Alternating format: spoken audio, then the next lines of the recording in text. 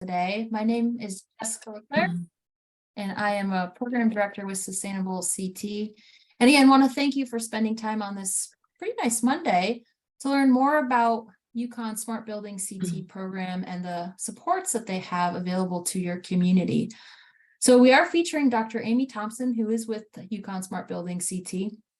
And she's going to talk about all of the exciting ways that her team can help you with many of our Category 7 actions.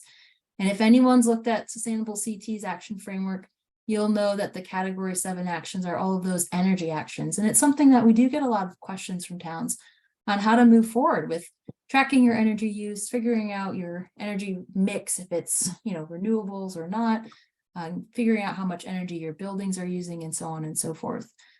Before I do turn it over to Amy, I do want to let you know we have two upcoming Climate Leader Designation webinars. So this is our April CLD, as we call it, CLD webinar. We do have one in May 24th from 1 to 2. Another group at UConn, the Connecticut Institute for Resilience and Climate Adaptation, is going to be speaking about how to use their climate change vulnerability index to plan for extreme heat. And then on June 8th from 10 to 11, we'll have representatives from Connecticut Department of Energy and Environmental Protection come out and discuss updates to our Action 3.9, which is manage woodlands and urban forests. And our friends at DEEP are going to highlight resources that are available to your community to work through this particular action. More to come. Please join us. I'll put some links to register for those events in the chat. But with no further ado, I want to turn it over now to Dr. Thompson, who's going to walk us through the Smart Buildings CT program. So welcome, everybody. Thank you for coming today. And I'm Amy Thompson, and I'm an associate professor in residence of systems engineering at UConn. And I'm also an associate director at our Institute for Advanced Systems Engineering. And that I'm here specifically to talk to you today about our Smart Buildings CT program. And that basically myself and a group of our undergraduate engineering students work together with you to build and create your portfolio in using the US EPA Energy Star Portfolio Manager.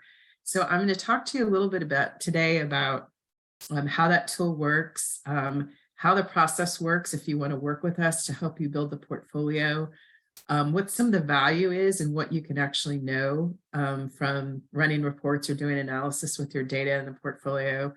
And then also talk maybe more about the end about the specific actions for Sustainable CT related to Category 7.0. We can have some discussion about what it is that you need to be able to report, what the process is for doing the data request to do the submission, and basically how our team can help support you. So as I'm going through a little bit about how Portfolio Manager works and what our process is, please feel free to stop at any point and ask a question. And I think we'll have moderators kind of watching the chat, so you can either put it in the chat box or you can unmute yourself and ask the question. And please call me Amy, by the way. I only have my students call me Dr. Thompson, so please just call me Amy, and please feel free to stop me at any time to ask any questions. So, so this year we have a few interns working with us this spring and this summer. And this spring, I've had Hubert and Andre and Daniel Perez working with us to help benchmark buildings. And let me see if I can change my slide here. There we go. And I've basically been doing supporting the benchmarking efforts, working with Sustainable CT since about 2018. But I've actually been working with United Illuminating Eversource all the way back to 2011, helping schools and municipalities in Connecticut benchmark their buildings. And I've had several interns work with me over those years to provide the benchmarking services. So, what's Smart Buildings CT? So we're a small program here located at UConn at our Institute for Advanced Systems Engineering. And our primary goals are to help communities lower your building energy usage cost, lower carbon emissions, reduce your water usage, improve the building occupant experience, and upgrade your building data analysis methods and technologies. And we do this all through using the support tool or the support to the tool from EPA's portfolio manager. And one of the other things we do is not only help to set up the portfolio, but we help you to set up this automatic data exchange system with Eversource and United Illuminating, Southern Connecticut Gas, Connecticut Natural Gas systems, so that your data shows up automatically in the portfolio. And then we provide some education on how to interpret the reports and how to act on the data. And we also connect you to other resources at UI and Eversource through the Energize CT programs to help you follow up with, can you get support and funding to do audits, to do retro commissioning of your buildings once you finish the benchmarking and you know which buildings are high performing and which buildings are low performing. So we've supported, I think we've added a few more towns to this list of towns that we've worked with since 2012, especially for the spring cycle of some new towns that have submitted. And so I think we've definitely worked with over 70 towns in Connecticut at this point.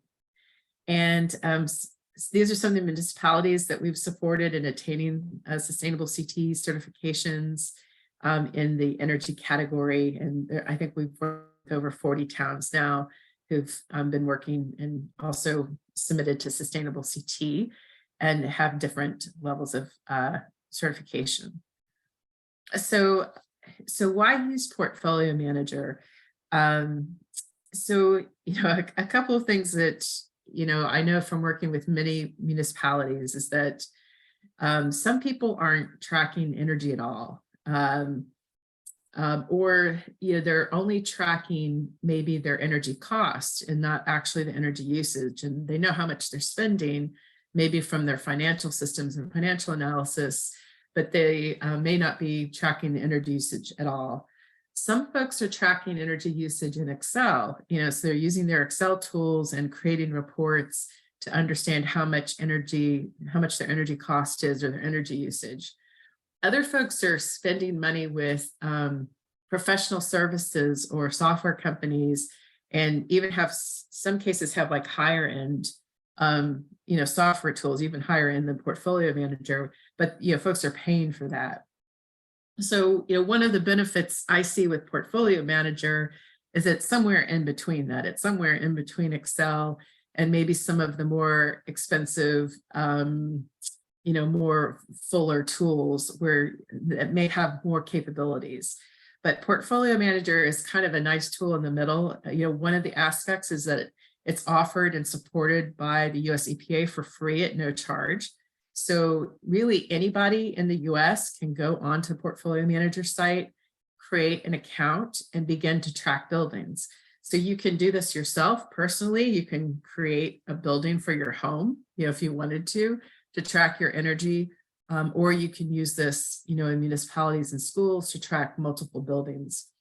And you can do that with a free account set up through the Portfolio Manager site. So, one of the aspects is that it's free. The other aspect is that it has a lot of good capabilities without being overly complicated. And so, what I'm going to do is walk you through some of the things the Portfolio Manager software can do. So, one of the things it does is when we set up your portfolio, we help you match all of your electric and gas and fuel, oil, solar, any source of energy that you have. We match up your accounts and meters by building. So when you go into the portfolio, you're going to have a list of buildings and you're going to see all of your meters accounts associated with the building. And so this is nice because otherwise, if you're working with a town or schools, a lot of times what happens is you get monthly bills from your utility and they're just list of accounts, but you may not necessarily know, it may not actually tell you what's going on with a particular building, because you may have an electric account, you may have a gas account, you may have solar, and you need to be able to add up and understand the energy usage across those fuel sources at a particular building to know what's going on at that building. So really what Portfolio Manager does is kind of promote understanding your energy by building so that you can know, do I have an energy efficient building?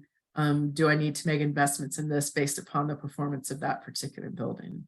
So we help you match your meters and accounts to your buildings in the portfolio so that you can actually know your total site energy kBTU for that energy, and it converts those unlike units of energy usage and kWh for electricity, CCF for therms for gas, gallons of fuel, and in some cases kWh for solar.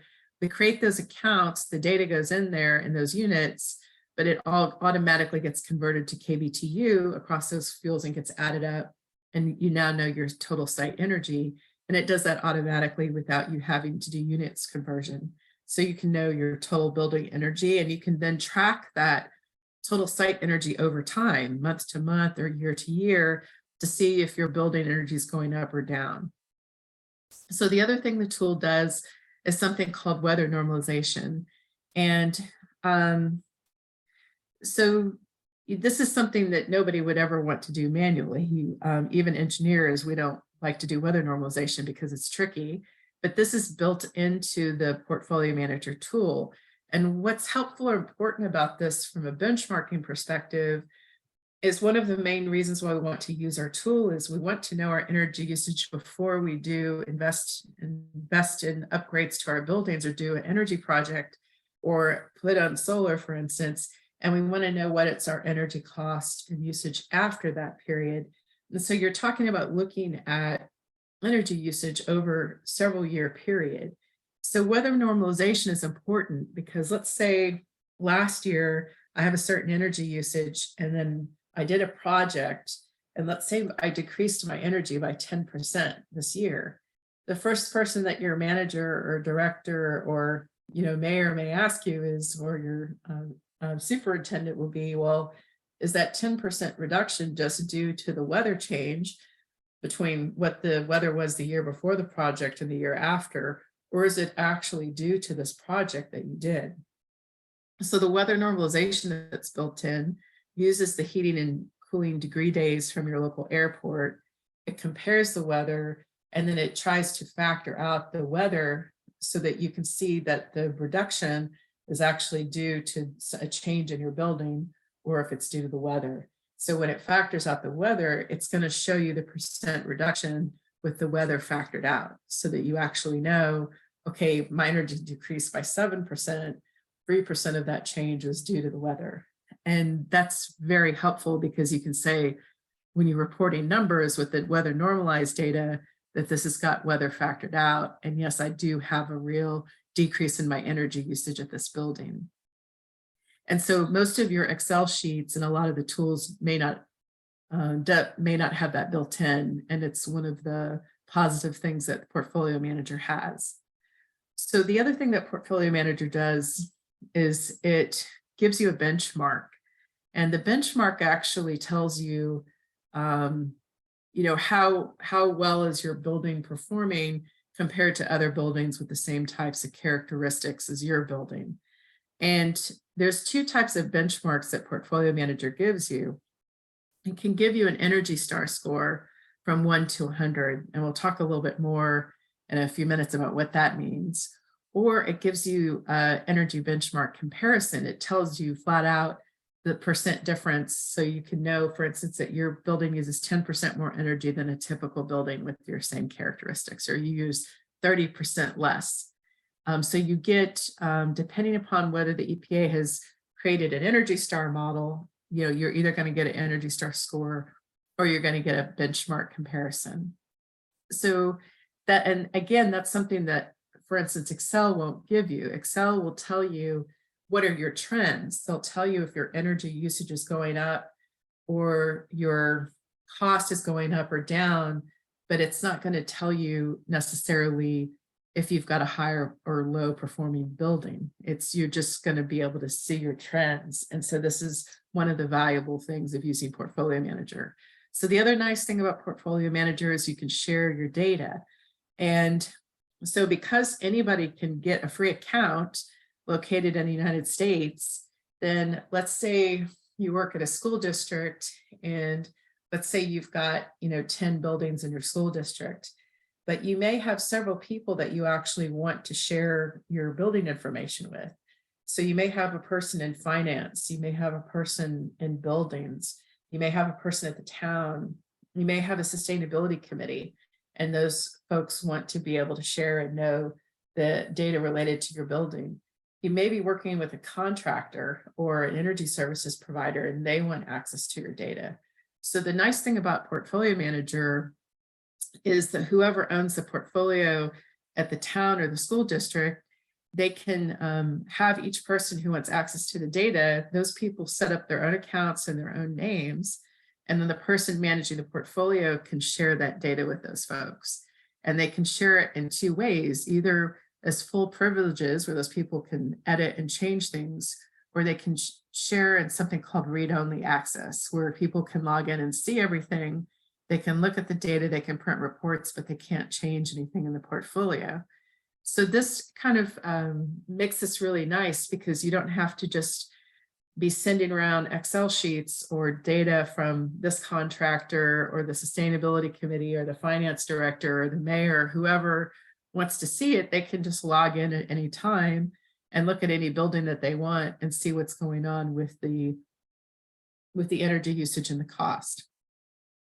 So a couple of other more advanced features is you can actually do some strategic energy management in the portfolio. You can put information about your energy projects in there and correlate that to your increases and decreases. I haven't had a lot of towns use that support function yet. You know, they're doing good just to get their portfolio up and running and act on some of the information that's there, the capabilities there. And then the last part is you can get recognized. So you can actually apply for Energy Star certification for your building.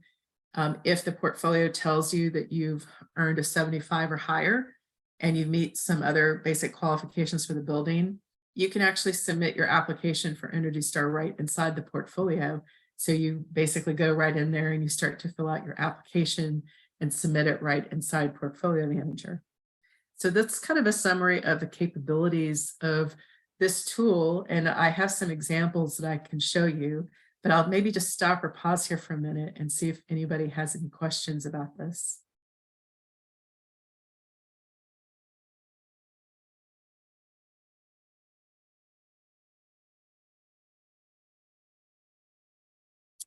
So I'll go on, I guess, and please stop me if you have any other questions. So in the Energy Star platform, again, you can certify your buildings first that have a score of 75 or higher.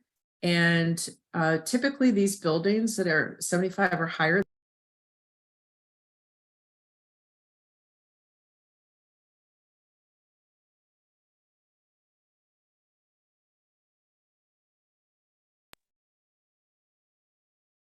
hello, can you hear me? I noticed for some reason I was muted.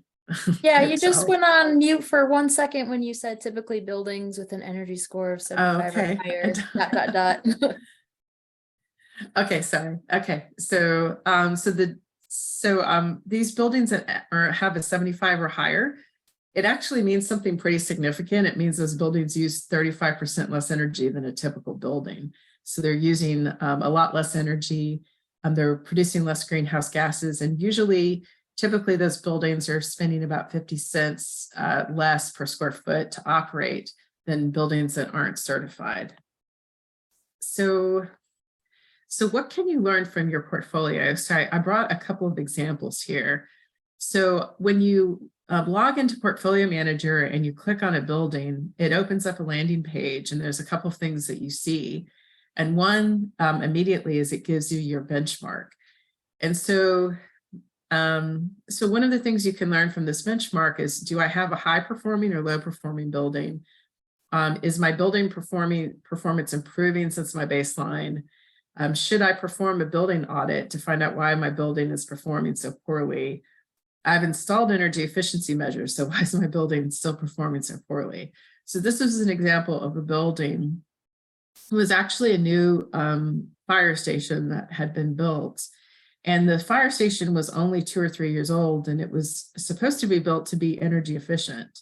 But when we benchmarked it, it actually used an incredible amount of energy per square foot, and the benchmark was, almost over twice. It was using twice as much energy than a typical firehouse. And so that shouldn't be the case for a building that was newly constructed, unless they were using the building in an unusual way. And so really what this is an indication to you is that for me, if this was my firehouse and it's using twice as much energy, it usually means that your heating and cooling systems aren't controlled properly, aren't scheduled properly through the BMS, or there's some sort of, maybe there's some sort of failure with the heating or cooling system, but something probably wasn't commissioned properly when the systems were built. And so, yes, the answer here is yes, you should have someone go out and look at your heating and cooling systems and your control systems of BMS and see if you can lower your energy, because this type of building, it would be surprising that it's using this much more energy than a typical firehouse, for instance, unless it's being used in an unusual way. So that's something that's helpful in the portfolio, is you can see what buildings are using way more energy than they should be. So the other thing you get when you land on your building page is you get something called a metrics summary. And it looks something like this. There's a table here. And on this table, you can see it shows your Energy Star score, your source and site EUI, your energy cost, your greenhouse gas emissions, which is your carbon footprint. And if you were tracking water and waste in the portfolio, which you have to do manually, you would also see those numbers here. So this is an example of a school. This is a large high school in Connecticut. And in 2011, when we first benchmarked their building, they had a score of a 43, an Energy Star score, which is a little bit lower on the Energy Star score scale from 1 to 100. A 50 is a median or typical performing building. So 43 is rather low. That means they're probably using about 5 to 10% more energy than a typical building. So this is not a high performing building. It's kind of a medium to low performing building. And what the school did over several years was they did several energy efficiency projects. In fact, they did many projects. And so from 2011 to 2019, what you can see is that their Energy Star score went from 43 to 97. And the way they did that is they decreased their energy usage per square foot. So if you look at their site EUI, they went from using 75 kBTU per square foot all the way down to 26 kBTU per square foot, which is really low. And the significant thing you can see is that they were spending $722,000 per year on energy cost, and they've cut that almost in half. And so just in this metric summary landing page, you can always be able to see, what your current usage and cost is versus the baseline that you set. And then you can also see the greenhouse gas emissions, that reduction. So again, you can see on this page is like, how much am I reducing? So in this metric summary, you can actually change the two columns for any time period that you want. So simply by clicking on that pen, which is an edit, I could, for instance, decide to compare 2019 to the year before, 2018. I want to know how much am I using this year versus last year. So you can go in there and play with any 2 years you want to compare to see if your energy is going up or down. So you may do that based upon, for instance, some project you did. You may choose a time period before the project, some time period after the project, and you want to see if your energy has gone up or down. So the other thing that's really helpful in the portfolio is that you can see an energy use trend. So on the energy tab page, this is a graph for a different building. This was in a town where the majority of the buildings were on fuel oil back in 2015, and then they switched a lot of the town buildings and schools to gas. So you can see before the switch, you can see the fuel oil trend, and you can see the blue is electricity and the red is natural gas. And then after the switch, you can see the switch to natural gas. And so here, what's kind of nice is you can see the trends and the peaks of the natural gas. So you can actually see they're using more and more natural gas every year. The peak has gone up, up, up. And then on the blue trend, those little bumps in the summer is actually the electric usage due to air conditioning during the summer. And so you can see the peaks going up, but it's kind of a nice trend to see look, is my electricity overall going up or down over the years? Is my natural gas going up or down over the years? And this graph is automatically generated, by the tool. And let's see. You can set goals for yourself. So there's a goals tab, and let's say, so this is a fairly low performing, I believe this was a school that has a very low Energy Star score of 13. And if it wants to become a 75, an Energy Star building, or if it just wants to get back to kind of a median or typical performing building of a score of 50, this would actually tell you how much energy you would need to reduce to get to that target. So you can see how many kBTU this building was using in 2019, and you could see how much energy it would need to use if you're going to be at a median or target or 75. So here, this information is helpful if you're working with an energy services provider, because you could say, look, you can set a target for yourself and say, I want to take this much kBTU out of my building. What are some projects that would allow me to do that, to either have a score of 50 for my in my portfolio, or a 75. So the other nice thing you can do if you've got several buildings is you can really understand, which buildings are your biggest energy users. So this was for a town that I think had about 8 or 9 buildings. But you could see in this particular town, there were 3 buildings that were actually the majority of the users. And so they kind of used this pie chart to say, well, let's focus on projects at the biggest users and to have the biggest impact. And so a lot of their projects focused at the 2 large schools and a 3rd building in green. So by focusing on those, they thought that that was a lot more worth their effort than focusing on making improvements at, at a lot of the small buildings that didn't really use too much energy. But the graph kind of really speaks to people. I think a lot of people know what their biggest users are, but the pie chart really emphasizes that. So the other thing you can do is, so it looks like there's a question, what's the difference between the source and site energy? So that's a good question. So I'll flip back to this. So site energy is the energy that you use according to your meters, right? So you use so much electricity, so much gas, so much oil at your site. That's your site energy. The source energy is, the calculation is like, once you take into account transportation and transmission losses, source energy is the actual amount of energy it took to produce the energy that you used on site. So it's a little bit like a life cycle assessment approach.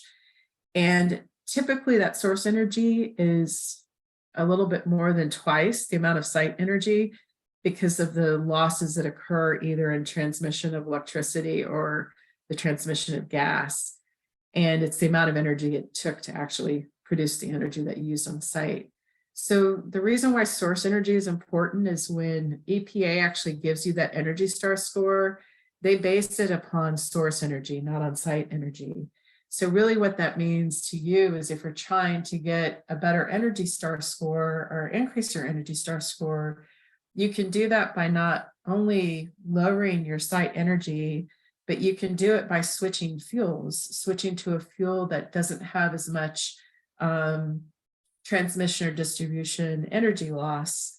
And so that's why, for instance, sometimes switching to solar, even though when you switch to solar, even though you're really using the same amount of energy in your building that you used before, it's just coming from solar instead of the grid, the source energy is going to be lower for solar than for electric. So your source energy is lower, and it's why you get a better Energy Star score.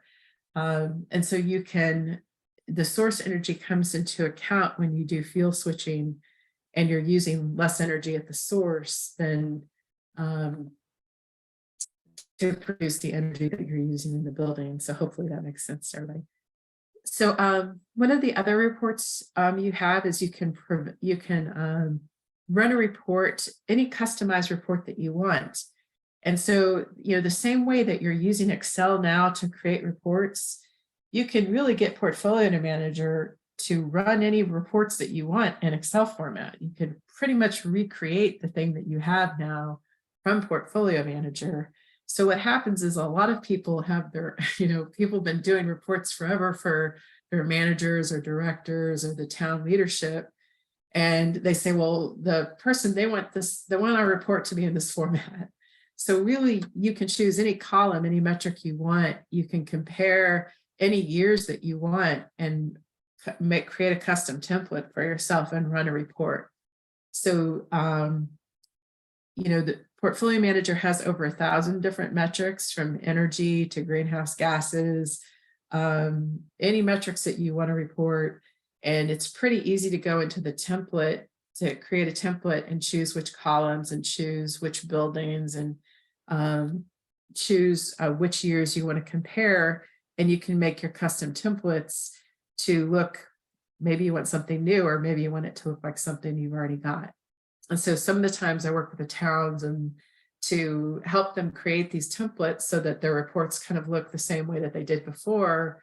But now they're using this tool that was set up with the data exchange. That's a lot easier for them to use. They don't have to do as much work to enter the data into the tool, but they can still get the reports, in the way that they want them to look. So I think there was one town I worked with, I think it was the town of Mansfield, that they wanted 6 or 7 different reports in very specific ways, and we kind of worked with them to create 6 or 7 different templates so that they could get reports for the greenhouse gas emissions. They could get reports for their energy. They wanted very specific reports, and several towns are like that. They wanted to get their reports looking a certain way, and we would work with you to help you set up your template so the report looks the way you want it to look. So what's the process if you want to work with us? So usually it's pretty easy. So I guess the other thing I'll say about our services is that you get our services at no cost, right? So this is a great opportunity for you because you're going to get the software at no cost, and you're going to get support from me and my students at no cost, because we're supported from a grant by Energize CT and Eversource and UI. So our time is, we have a grant that basically allows us to do this. So there's no direct cost to you to get our help. So usually what we do to get started is we start by setting up like a 30-minute kickoff meeting with anybody at your town that is interested in moving forward with the process. And in a lot of ways, I go over a similar presentation that I'm doing right now with your leadership or people at your town, and kind of explain what they're going to get out of this, what's useful about the Portfolio Manager tool versus Excel or whatever tool they're using. And we talk about like the process and what type of data or information I have to collect from the town so that they know, how much effort they're going to spend to provide information to us. So usually in that initial kickoff meeting, we figure out what's the baseline year, so how far back do we want to collect data? We understand, we get a list of the buildings, which buildings do you want to benchmark? And we begin to kind of collect that list and the names. And usually what my students do is we go and pull all the assessor sheets for those buildings and put the year built and square footage into the tool for you. We create the buildings. We collect all the information about the data from the assessor sheet and start by building those buildings in the portfolio.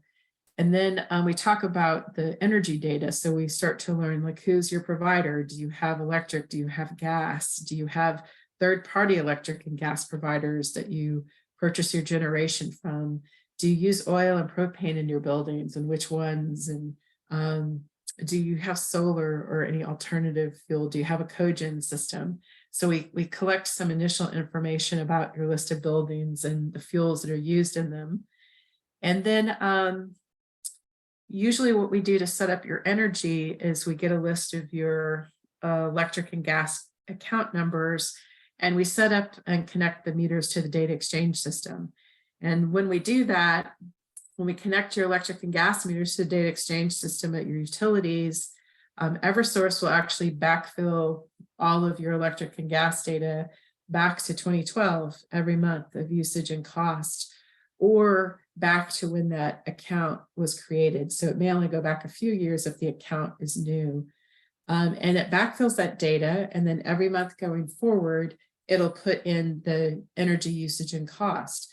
So if you have an administrator at your town that's taking the bills and entering that data into Excel or another tool, that whole level of work is now gone, because once we connect those meters, that data is going to come in automatically to your portfolio. So now you just have to log in and that data is magically there. So what it means in this portfolio then is the only thing you really have to enter are those things that you get bills for the other fuels. So things like oil and propane and solar, you still have to manually put that data into the portfolio. But usually the electric and gas may be 70, 80, 90% of your usage data. And so a lot of the data becomes automatic, and to where that doesn't have to be manually entered anymore to track and report your data. So we set up that data exchange, and then we usually recommend to everybody to collect at least 2 years of data for your oil and propane and solar. So it does mean that you have to go back for 2 years and pull your invoices for solar, oil and propane. And basically me and my team will enter that data for you in your portfolio, that 2 years of data, but you have to provide that to us. So there's 2 ways you can provide that to us. You can just copy all of your bills and scan them and send a PDF to us. And my interns go through all of that and take the PDFs and manually enter the data into Portfolio Manager. Or you may be collecting this already in Excel. And if that's true, you could just send us the Excel files and my interns organize that and upload the data from Excel to the portfolio for you. So we basically do the work to set up that 2-year baseline for you. And at the end of the project, we actually do a training session with you, and we show you how you can enter your own solar and oil and propane data so that you can keep your portfolio current going forward. So we input all of that data, and then we analyze it. We see if there's things missing. And the one other piece of information we have to collect is there's something called building operating data for your buildings. So for instance, let's say you have a town hall. There's 3 pieces of information we have to collect on that to get a benchmark. We have to know the number of people in the building, the weekly operating hours, and the number of computers. And so we usually send a sheet out that's an Excel sheet or a PDF form, and you have to fill out a few pieces of information about how the building is used, or what we call operating data, so that you can actually get the Energy Star score, a benchmark. You wouldn't need that if you were just going to look at the trends of your building, but to actually get the benchmark score, which is actually the really valuable thing of using Portfolio Manager, you want to be able to put that additional data in there. So we usually resolve anything that's missing. We just work with you by email to collect any data that we're missing. We send out requests for data. We used to actually go out and set up tours and walk through buildings. We don't do that anymore unless there's a problem with the meter matching, or there's really a problem that the data in the building doesn't look right and we have to go on site. That doesn't happen very often. We can usually resolve things by email. And then at the end, we publish and present a draft report. So at the end of all this, we would come back and run your Excel benchmarking report. And we would usually schedule about 30 minutes for that to present the results of that to the leadership at the town. And we would make recommendations on next steps, whether to send you to UI or Eversource or Sustainable CT, are places where you can get resources to do projects, and next steps for instance, the buildings that aren't performing well, what can you do? And then if you have high performing buildings that you've put a lot of work into and actually have the 75 or higher, we would help you get that building certified. So, and then the last thing we do is provide training. So we usually do an hour training session with anybody from the town or school or sustainability committee members that want to set up a portfolio, set up the sharing with them, and show you basics of how to navigate Portfolio Manager to find what you want and how to run reports. So that's a little bit about our process. So this is the slide that I have that kind of shows you what information we have to collect to do the benchmarking. And so for the buildings, this is a little bit going to reiterate what I just said, but we identify the buildings to benchmark with street addresses. We pull the assessor sheets for you and once we know the address and put all the information in the portfolio, we collect that operating data that we need for the buildings from you, so that we can get accurate benchmarks. And we match the electric and gas meters. So we get a list of electric and gas accounts from you, and we create the meters at the buildings in the portfolio for you. And then we connect those electric and gas meters to the data exchange system. We identify which buildings have oil and propane, and we collect that 2-year building data, billing data from you, and we upload that. And then we identify if there's separate third-party cost suppliers, if you get separate bills that aren't billed through UI or Eversource for your electricity.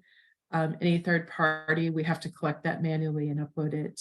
And then we find out about your solar. Usually you either own it or the solar, or you have it leased or on a PPA, and we get those lease statements, and we help you to properly set up your solar meters in the portfolio so that you're capturing all the energy consumption that you have at your facility. So there's usually either a standard net meter or there's something called a virtual net meter. And those two get set up a little bit differently in the portfolio, depending upon whether it's a standard net meter or a virtual net meter. And we help you get those set up properly in your solar data in the portfolio. And we usually need statements for that. So we've been tracking buildings. I think recently we're now over 3,000 buildings that we've benchmarked in Connecticut. And most of them now are recent, they're mostly recent data for the last few years because of the data exchange system. And then there's a bunch of different buildings. We track all different types of buildings, but you can see the most popular building is a K-12 school, and then other public services buildings in towns and fire stations and meeting halls. But we have a bunch of buildings. And then we kind of track portfolio-wide reductions across the portfolio.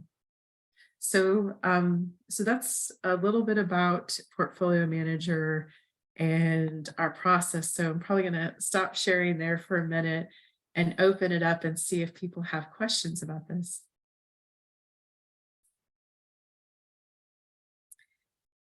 And, the other thing we can talk about beyond Portfolio Manager is the requirements for Sustainable CT for the categories. But I'll see if you guys have questions about Portfolio Manager first, and then maybe we can talk some, and Jess, you're here, but maybe we can talk some about category 7 and what the requirements are for that. That sounds great. So to folks on the line, feel free to just come off mute if you do have a question, or if you're feeling like you don't want to do that, you can use the chat as well. And while you're all thinking of your questions, I have one. Amy, from a town perspective, when a town's just getting started, so maybe they haven't thought about Energy Star Portfolio Manager at all, like day one, square one, about how much time does it take to kind of get everything sorted together and get their account set up? Yeah, so we worked with so many towns now, and some of them are small, have 4 or 5 buildings, and some, we've worked with large towns like Bridgeport and Hartford that have 70 or 80 buildings. So the size definitely matters, right? Because it's a quantity of information that we have to get together. But, typically most towns take about 4 to 6 weeks to get the benchmarking, especially if you can have access to that information. And the easy thing for us to do is usually to get the list of buildings and addresses. Everybody knows what the buildings are in town. It's pretty easy for us to pull the assessor sheets and get that data. It's also pretty easy to get the list of electric and gas accounts, for that you have, and get those matched to buildings. I think the harder part sometimes for towns is to get that 2 years of data of the oil and propane and solar, because you have to actually pull the statements from those 2 years and collect that and get that to us. So I think it goes a little bit longer sometimes because we're waiting for them to get that data. But once we get the data, we can usually upload that within a week or so, not too long. So it's more about, a little bit of the effort is getting that data. And then the other information, which sometimes towns struggle with, is getting the operating data for the buildings. So, like the weekly operating hours, the number of employees, the number of computers. If you're doing that for every building and you have a large city or large school district, sometimes that takes, a couple weeks for them to get that data. And if it's a busy time during budget times and other times that happen at municipalities, they may say, oh, we're not going to do this till next month because we're really busy right now. So, those are the two things that take a little bit longer. But most of the time, even that building operating data, most of that data people know. It's just taking the time to reach out to find the right people that have that information. It's pretty basic stuff. Knowing the number of employees, knowing the number of PCs, even your IT people usually know that too. Sometimes it's just reaching out to IT and say, can you tell me how many computers are in each building that we have? So somebody usually has the information. It's just finding the person and asking them to send it.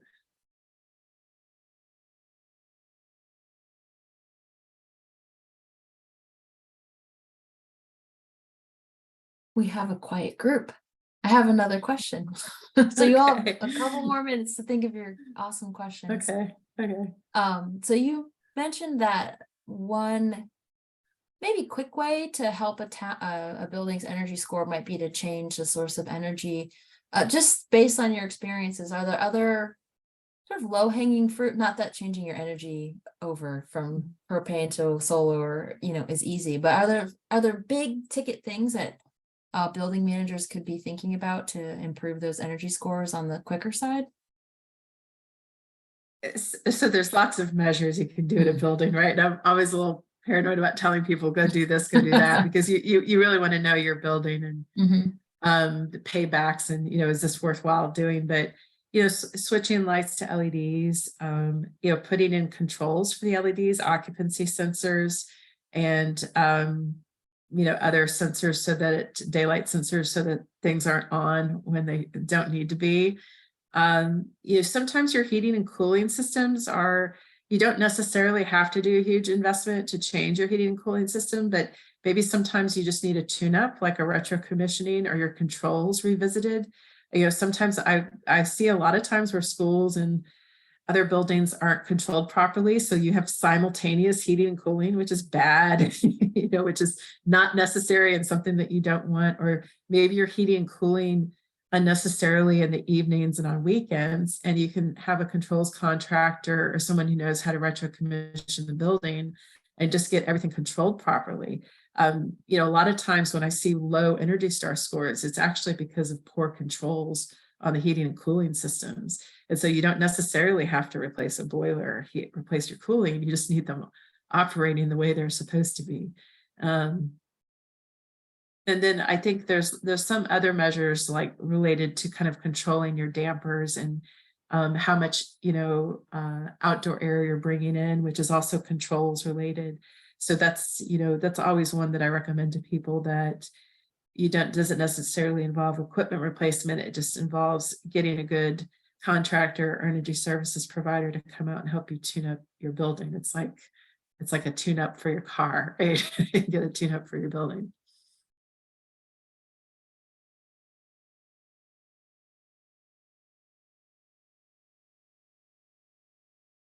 And, I guess the other thing to think about too is just from a renewables perspective is not only solar, but I think there's some good incentives right now for things like battery backup and storage. So if you want to have them, if you're operating a district that needs to be more renewable and be more resilient, there's some great incentives right now from Green Bank and other places to do solar with backup battery at your schools or town buildings that maybe they're shelters, or maybe you want them to be more resilient. And so there's lots of great new programs out for that type of investment too, in addition to just energy efficiency of your buildings.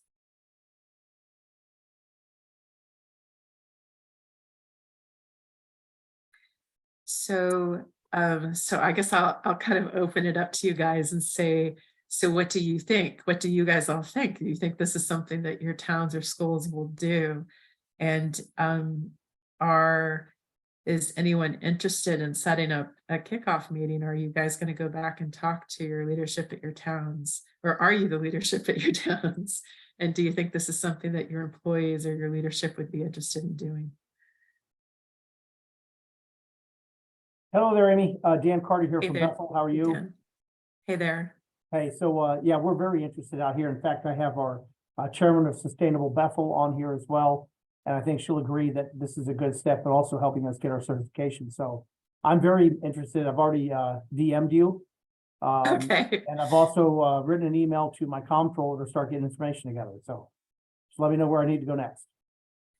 Yeah, that's great. So my email address is amy.2.thompson@uconn.edu, because apparently I'm not the only Amy Thompson at UConn. I'm the second one, but that's my email, and you can feel free to reach out to me there to set up that kickoff meeting, so we can find a time the next couple of weeks to meet with your leadership. And I would do a little bit of a repeat of my spiel today, just so everyone knows, like, this is what we're doing, this is why we're doing, this is why it's valuable. And then, I would go through that process of, kind of explaining the process and what data we have to collect. And then we would make a plan for that, for based upon, the things that your town or your school district needs. Okay. It's amy.2.thompson. Yeah, Okay. at uconn.edu. Yeah. Great. And as far as kickoff meetings, obviously, leadership, Sustainable Bethel, anybody else you would want us to have? Usually when I go to those, it's usually like the head of the director of finance, the director of the buildings, because you want to be able to get information from those folks about the usage, the bills and the information about the building. Sometimes the committee people are there. Occasionally I've had those meetings with the smaller towns. It's the mayor, the selectman actually shows up and runs that building. So it depends upon the size of the town and the school district, who shows up. Sometimes I've done benchmarking with almost solely the sustainability committee, and they just go back behind the scenes and collect data with the town, and my only interfaces with the sustainability committee.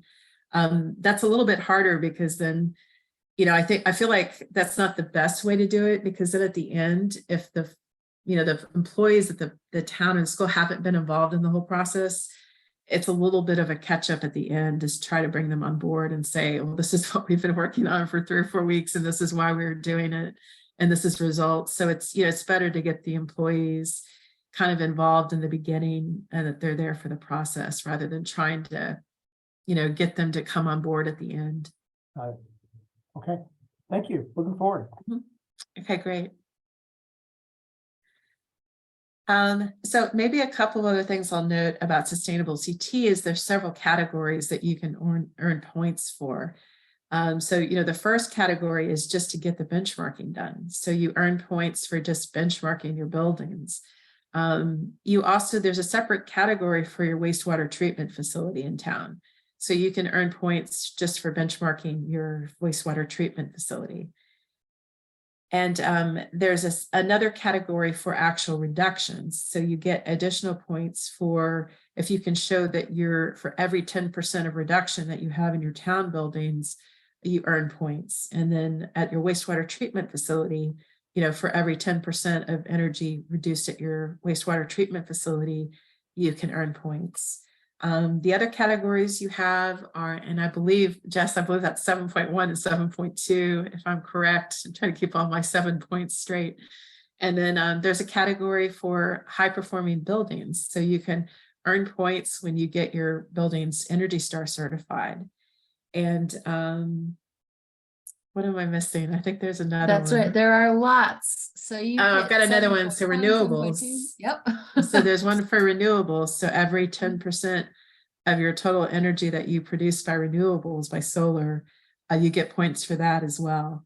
And I guess those are the 4 main categories I'm thinking of. And then there may be a few more, right? That well, there's one more that might be relevant for your team, and that's the Action 7.8 Complete Energy Audits of Municipal Buildings. Mhm. Is that something that you're pairing towns with the support to get that done? So I think maybe Eversource is involved in getting the audits. One of the things I work with is if a town has a 75 Energy Star score in the portfolio manager, then I work with you guys to help you do the application and connect you. Eversource has a program that actually pays for the licensed professional to come out and do the Energy Star audit. So I help you guys with that for your buildings that have a 75 or higher so that we can actually get Energy Star certifications for these buildings. And then the other thing we do is kind of unrelated to Smart Building CT is we have a Department of Energy grant where we do audits for small and medium-sized manufacturers in Connecticut. It was really focused on manufacturers, but in that they also allow us to do audits for wastewater treatment facilities. So you can actually get from another program called the Industrial Assessment Program that's sponsored by the Department of Energy at UConn. Your wastewater treatment facility can get a free audit from us and our students. It's actually a training program where we take our engineering students out and we show them how to do audits, and we do that at manufacturing companies and the wastewater treatment facilities.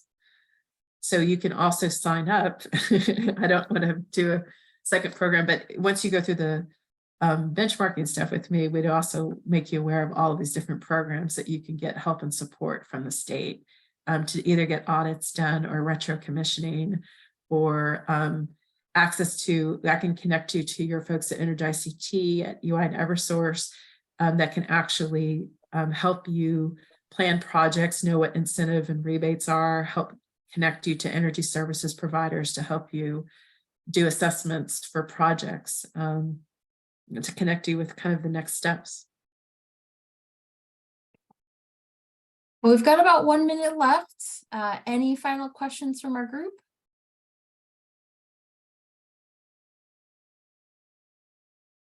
Well, Amy, thank you so much for sharing your information today. This is a great, everyone on the line, this is an amazing resource. So if your town's not working with Amy yet, consider it. You know, it's foundational to take control of your energy usage as a town. Feel free to reach out directly to Amy. You can also connect with us at info@sustainablect.org. We'd be happy to connect you. And to everyone, thank you for spending an hour with us today, and have a great rest of your afternoon. Great. Thanks, everybody. Thanks for coming today.